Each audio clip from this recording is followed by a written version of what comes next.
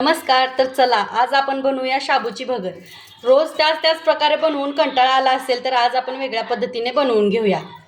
तर याच्यासाठी मी इथे 1 ग्लास शाबू भिजवून घेतलेला आहे 2 ते 4 तास.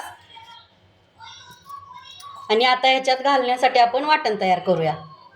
तर हे वाटण करण्यासाठी अशा लाल आणि हिरव्या मिरच्या आपण बारीक करायला घेणार आहोत. लाल मिरच्या घ्यायच्या, याने जास्त छान चव येते भगरीला. आता याच्यात थोडंसं मीठ घालून घेऊया. आणि आता याच्यात थोडेसे गवळे भाजून घेतलेले शेंगदाणे घालून घेऊया. आणि हे सगळं बारीक करून घेऊया. तर आता हे असं याचं मिश्रण झाले तयार. तर आता 2 छोट्या आकाराचे बटाटो आपण साल काढून घेऊया.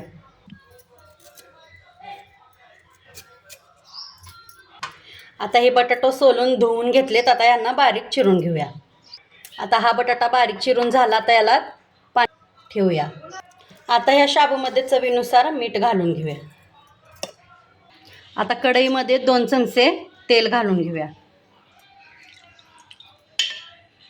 आणि हे केलेलं मिश्रण आहे ते सगळं ह्याच्यात घालून घेऊया. तर हे सगळं वाटण छान असं भाजून घेऊया. आता हे मिश्रण आपण सगळं भाजून घेतले. आता याच्यात हा चिरलेला बटाटो घालून घेऊया. तर हा बटाटो सगळा आपण मिक्स करून घेतला याच्यात. आता हा बटाटो शिजण्यापुरतं थोडंसं पाणी याच्यात घालून थोडंसं वाफवायला ठेवूया. आता हा बटाटो मऊ झाला. आता याच्यात सगळा भिजवलेला शाबू घालून घेऊया. तो छान असा परतून घेऊया. चला तर आपली ही भगर तयार झाली आहे. व्हिडिओ आवडला असेल तर व्हिडिओला लाईक करा आणि सबस्क्राईब करायला विसरू नका. थँक्यू.